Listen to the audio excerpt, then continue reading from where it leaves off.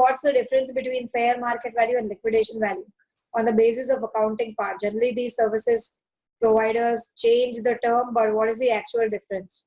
Liquidation value will come into, will be like, what would you get if you sell all of the assets of the company and pay off the liabilities of that.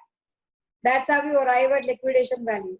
Fair market value, the formula is very prescribed in the Income Tax Act in terms of equity shares.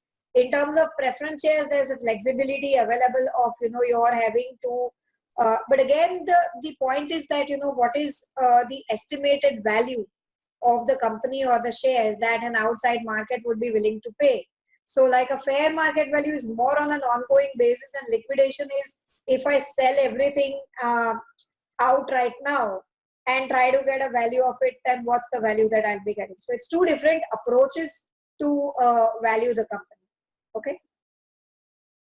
Does liquidation value is related to book value of the entity?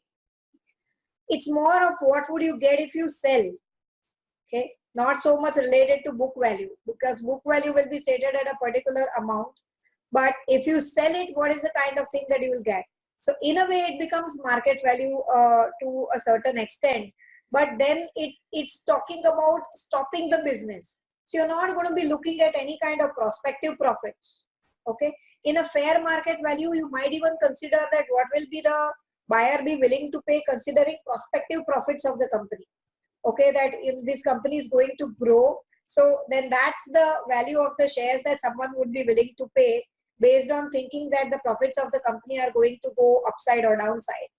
But in a liquidation value, whatever is the value, stop at this point of time, that's all, sell it off, and that's about all that you consider for that. So it's two different approaches to value the company.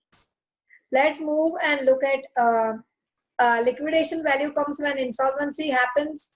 I wouldn't really say that, not when insolvency happens, but if you are taking a view that what is the value that I will get if there's going to be a stop of business and I sell all of my assets and I pay off all of my liabilities, and what is the value of my business as on that particular point of time. That's the approach I would be taking to calculate liquidation value. Okay. Not used mostly in investment transactions.